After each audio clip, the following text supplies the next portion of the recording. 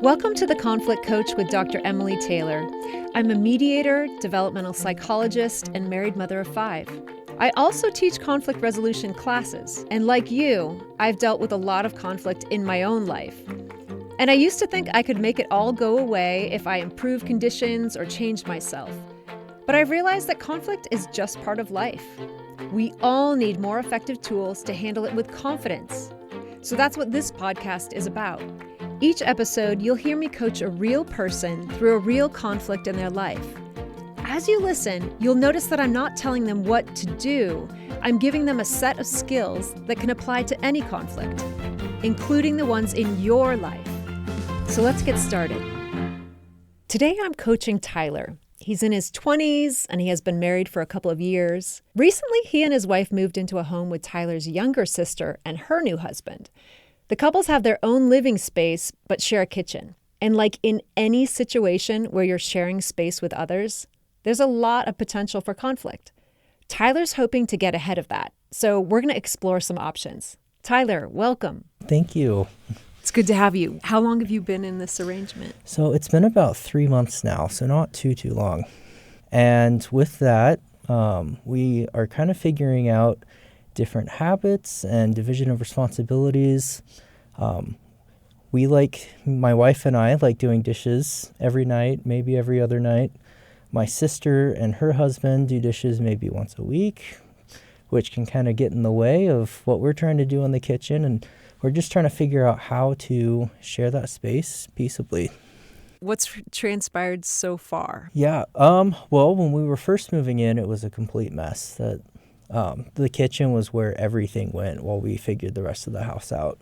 And so I think it's starting messy started us off on the wrong foot. It hasn't gotten too bad yet, but just kind of reminders like, hey, can you do the dishes for us? Or, even coming back. I know I said we like to do it every day or every other day, but that doesn't necessarily line up with my sister and her husband's timeline as well. So if they need the counter space and we've got dishes left over, they may ask us to do that too. Have you had any experiences where it's kind of come to a head? That's a hard one to answer. I think my sister and her husband are very conflict avoidant. They don't like getting into it. So it's kind of hard for me to tell when they're frustrated and when they want something to happen because they tend to avoid that if they can. But I've been through college. I've had roommates. I know that if these things are unresolved for too long, then problems start happening. Okay, friends, I want to give Tyler some props for trying to get ahead of this. Conflict is inevitable anytime we share space, whether it's at home or work or even with things like parks and basketball courts. All of these are places where our own expectations can bump up against what other people want from that same space. You may be thinking it's best to just wait for something to bubble up before addressing those differences, but I'd like to suggest it's good to anticipate and address possible conflicts before they flare up. You're not being negative by addressing it. You're actually being proactive. This might look like communicating your expectations and needs for the space, finding out what other expectations exist in the house or community, and then negotiating roles and rules for the space. And that may happen over time. Tyler's got a pretty intense shared space situation with 2 young couples in the same house. So let's see how he might be able to manage the conflict before it gets bigger. So you and your wife, how comfortable are you with your living with each other, like your patterns? Do you kind of have set patterns with how you regulate, like dishes, whatever those household things are? Yeah, we're really comfortable with that. So okay. How did you figure that out? Lots of trying and lots of failing, I think. At some point, I don't remember when this was, we realized that I hate doing laundry. I also don't like dishes, but I hate it a lot less than my wife does. And so she does the laundry and I do the dishes. And if we see that one of us is struggling, then we can kind of step up and help if we need to. And I'll be honest, like my wife and I, we can be conflict avoidant too sometimes. And so it can be hard to come together when we know there's a problem and we know we need to talk about it, but we really don't want to. Tell me a little bit about your relationship with your sister? Yeah, I would say we've been close most of our life. I'm 4 years older than her. My sister was always known for her mood swings a little bit. And so a lot of times what we would have to do is if we could sense that she wasn't in the best mood, we would try to avoid that just so we didn't set her off. And we knew that it was stressful for her too, right? I don't think she wants to blow up and be stressed, but I think she's got a lot of anxiety around things like this. And so one more thing might push her over. So this idea of paying attention, being a little bit careful, cutting her some slack. So that's been the pattern. Yes. Your sister right now, have there been any signs of irritation, or what would you say has come up so far? You know, it's hard to tell with my sister right now. She's been involved in a group project that's been taking a couple months in college, and that's kind of been her big stress point right now. I think what kind of tipped me off was when her husband came up and said, "Hey, can you help us clean the kitchen today?" He never does that. If there's him asking us to do anything, it has to be pretty serious, because he is probably one of the most conflict avoidant people I've met. So if he's asking for help with things that we usually see him do, that kind of tips me off that something's happening. Okay. How does that affect you? Does that irritate you at all? Or like, what's your reaction to being asked to do somebody else's, share of the work? Yeah. Annoyed is kind of my first reaction. That was my knee jerk. We've been doing all of these things already. Between the four of us, I tend to be more of the handyman out of all of us. So I've been fixing dishwashers and dryers. And so I think for me, that's part of the responsibility that I've been contributing to. And so I feel a little ignored when, after doing all of that, I'm also asked to come in and do what I've seen as their part. What's your need in it? If you've done kind of your portion and then you have someone coming to ask you to do even more, what's going on there for you?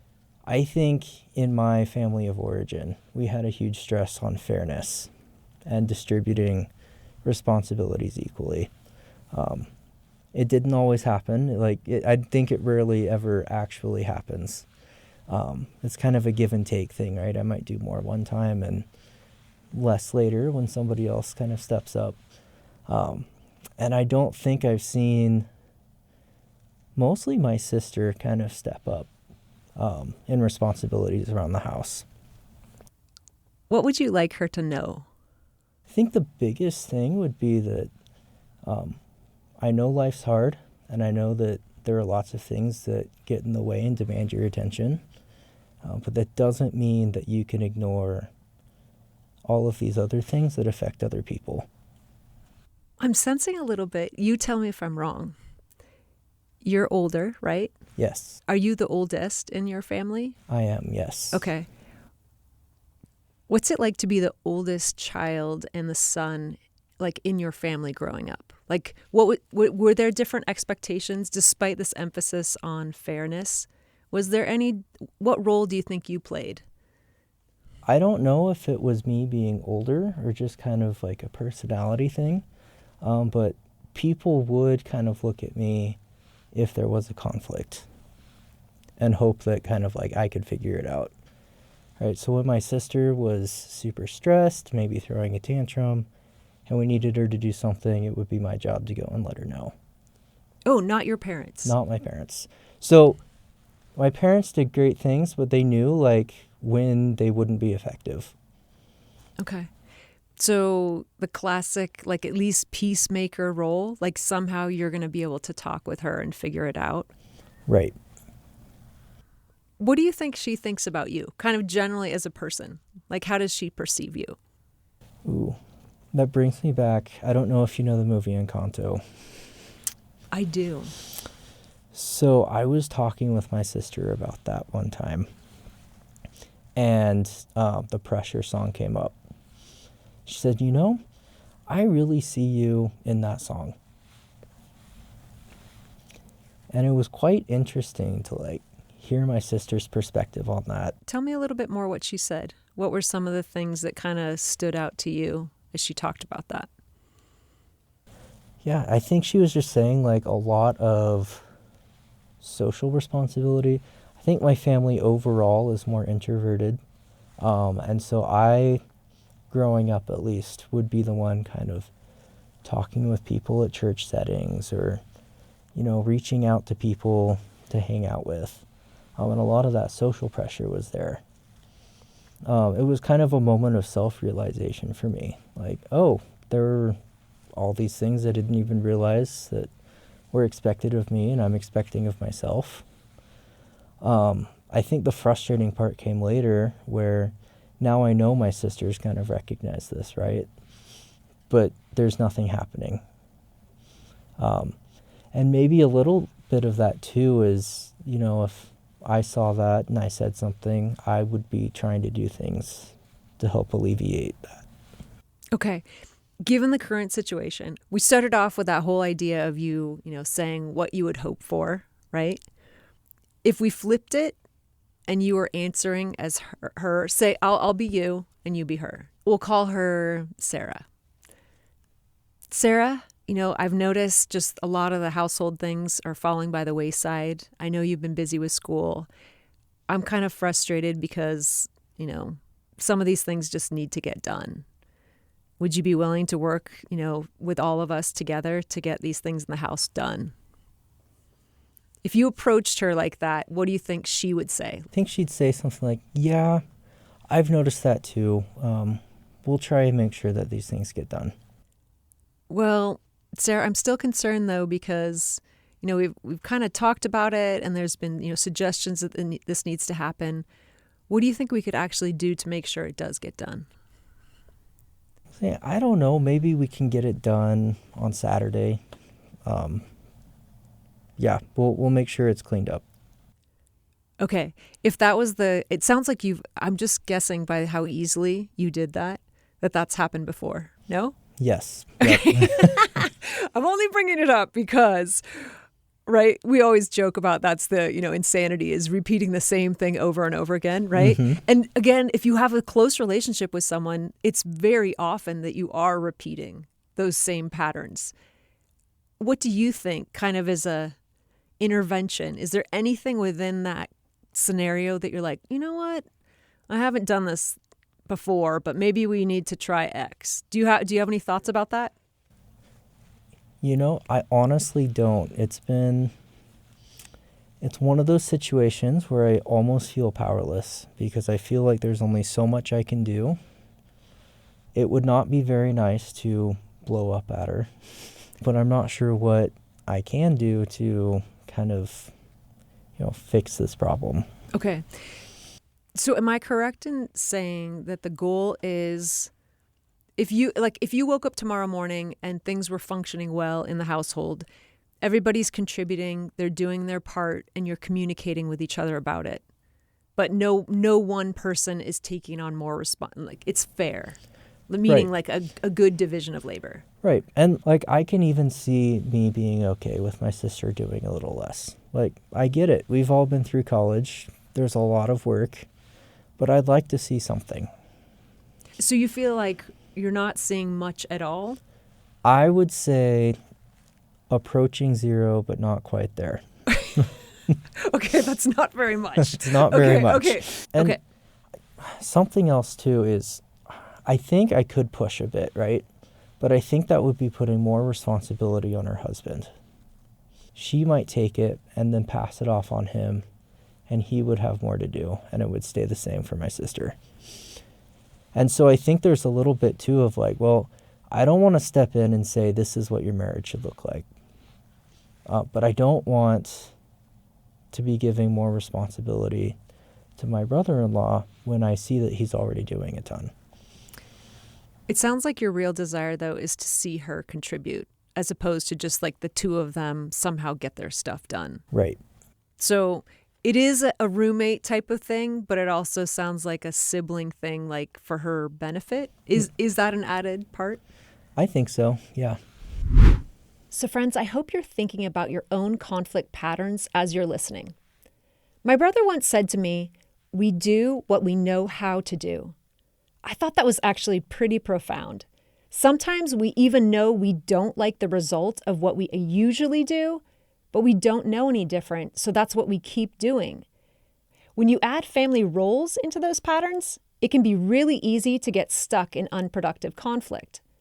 Tyler and his sister are both filling the roles they had as children, but those roles don't line up with Tyler's expectations for how adults should behave. There's a natural tension and kinks to be worked out as siblings move into adulthood. If you're in a conflict with a sibling or even just someone you've known since you're in a different stage of life, maybe a college roommate, a former coworker, but now you're both much older, it can be really helpful to think about what you want your relationship to look like now, rather than basing your expectations on what it used to be when you knew each other.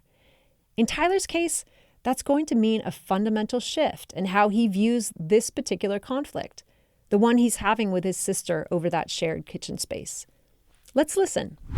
I've heard you say that she has this anxiety, or there's a pattern and there's a role in the family. I think it is worth brainstorming what are ways to kind of shake up old stereotypes. Sure. Because you may have a stereotype of her, she may have a stereotype of you, and conflict is this friction. There's this potential friction to recalibrate and integrate your new, your adult personality with the sibling part. And maybe in a lifetime, if you guys lived apart in separate cities, that would never happen. But the fact that you're in the same house is actually this need I say magical? It doesn't feel magical in the moment, but it is this, it's like an incubator. Like you can make changes faster than even over several decades if you use the friction to your advantage. So it seems like there's an opportunity to kind of as housemates, but there's also opportunities as siblings to reintegrate and change your relationship if you want to. If you had a good relationship with your sister, not just what you've had, but a more adult sibling relationship, what would that look like? I think the biggest thing I would hope that we would be able to talk about hard things better without blowing up or shutting down. Okay. So that's been the pattern that you've known, either pulling away or just having a kind of a blow up. Right. What do you know about her? I mean, you're kind of a sibling expert on her. What would help her feel comfortable just talking with you? I think she has a very big fear of being judged. And so maybe knowing that, one, I'm not judging her, but two, other people wouldn't be privy to the conversation. Okay, so there's some privacy involved, that It's just you and her. Mm-hmm. Are you sitting? Are you walking? Have you just had a meal? What's the most natural setting, not just for her, but for you, where you could create safety for both people? Yeah, I definitely prefer sitting. Food is always nice. Yeah, maybe out to lunch somewhere. But then that gets tricky because there are people around, right? So I know for me, I don't mind talking in a public setting. For her, it might be different. I'm not really sure. When's the last time that you and her had that kind of opportunity? I'd say maybe 2 or 3 years ago. I want to just settle on that point just for a minute.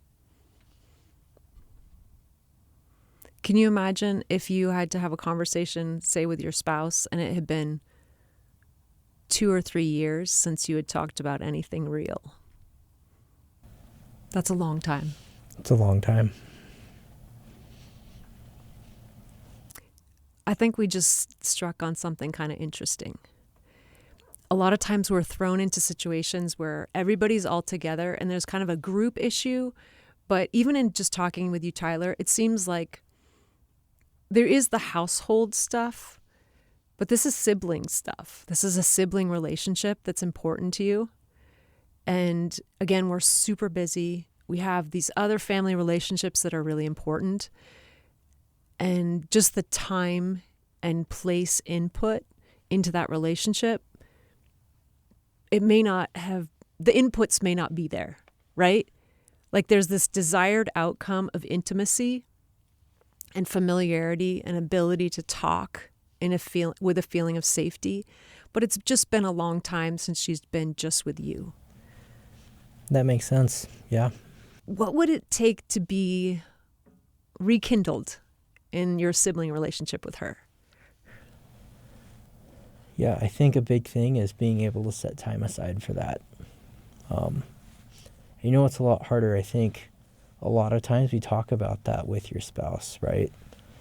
This idea of like once a week date nights with your spouse, or, making sure that you're being authentic with them. And we don't talk about that with siblings a lot. I bring it up just the other night. My brother was driving home from work and he spontaneously called me. I see him and it's usually a big group setting or where it's some kind of family thing. And when he called me, we talked like friends. Like he was telling me, like we were joking and laughing, and it wasn't like a conference call. I don't know. Sometimes a family situation feels like it's kind of like a conference call and you don't have true intimacy with anyone that you're talking to. It's just like the family as a collective unit. Yeah. And again, I don't know if that's how it feels to you, but it was interesting because that feeling just stood out. It was like, I want a personal relationship with him. I want him to be not just this role of a brother. I want him as a friend. Can you imagining, your life right now, as busy as it is, what's a way to, again, start that friendship? Probably just pulling her aside, right? Being like, hey, are you free to do lunch? Just us. Or, hey, you want to go on a walk? Just us. What do you think she would say? I think she'd be okay with that. She may have to do a rain check if she's busy that night, but I think she'd be okay with that. Yeah. One of my jobs when I'm coaching is reality testing. Can you imagine like kind of patterns over a period of time where eventually you would be able to talk about things that would matter to you? I think so. I think it would take a few lunches or walks, right? I don't expect all of it to be fixed after I do it once. I'm wondering if you even came in with the thought that we would be talking about this or not. Absolutely not. No, I didn't think so either when we first started. Does this seem like something that you want or are interested in doing? I think absolutely. I had never vocalized it. I hadn't even really thought about it, but, we're talking more about it. And it definitely sounds like, something that I've wanted. And being here has helped me kind of realize like, the kitchen thing is really just a symptom of this relationship thing, right? And what can I do to help that? I think it won't perfectly fall into place, right? But as this is worked on, I think a lot of these things will be a lot easier to talk about. Yeah, I have just kind of one other thought I had was I have a friend who she does a lot of different therapy, and she just says, you can't fix anything until you bring it out of the darkness into the light. And I think even having this conversation with you, I've thought about my own sibling relationships and just clarifying, like when my brother called me that time, that felt like friendship. It didn't just feel like, my brother, he's supposed to call me and that's why he's calling me now, or he didn't have anyone else to call. He was like, no, I want to talk with Emily. And then I think we prevent and we actually address a myriad of issues just by trying to connect rather than immediately problem solve and be like, oh, you're a problem or I'm a problem. It's like, no, when we have the connection and we focused on that, then there's kind of byproducts or fruits that come from just being more connected. Yeah. And you'll communicate more naturally. Well, Tyler, you've been generous with your time and I really appreciate you being here. I hope you'll fill me in on how things go with your sister. And it sounds like you really do care about her a lot. Absolutely. Thanks for having me. I'll let you know. It may be hopefully not too many years later, but yeah, I don't think it will be, judging from what we talked about. Thanks. I love when a coaching session leads to an unexpected realization that the problem we are focused on is actually a symptom of something else we can work on. If you're a regular listener of the podcast, you know this happens pretty often. It's part of the magic of just taking the time to get clear about our needs and expectations. So that's the first thing I hope you take away from this and every session of the Conflict Coach. Now let's review a few of the specific skills Tyler and I touched on. First, some situations, like sharing living space, are inherently conflict-rich. And it's okay, in fact, I encourage you to anticipate that conflict and see if you can get ahead of it by being proactive about identifying roles, duties, and expectations. The second thing we covered is how we all do what we know how to do. When we have specific family roles like brother or sister, father, mother, we fall back into those roles and we often perpetuate patterns that don't really serve us. Before we can break out of them, we have to identify them clearly. And we can draw on successes that we've had in other relationships in our life. For example, Tyler and his wife had been able to work out their own differences over shared space and duties. He then realized that he could do the same thing with the care and concern in his relationship with his sister.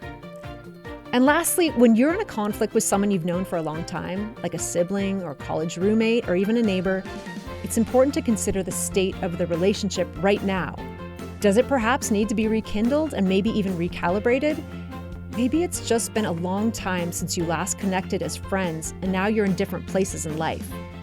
Often in conflict, we focus on finding a solution to the problem, when in fact those solutions will present themselves if we focus instead on our connection with the other person. Thanks for joining me today. If there's someone in your life who might benefit from listening to this episode, please share it. Because as I always say, it's not a question of if, but when we're going to experience conflict.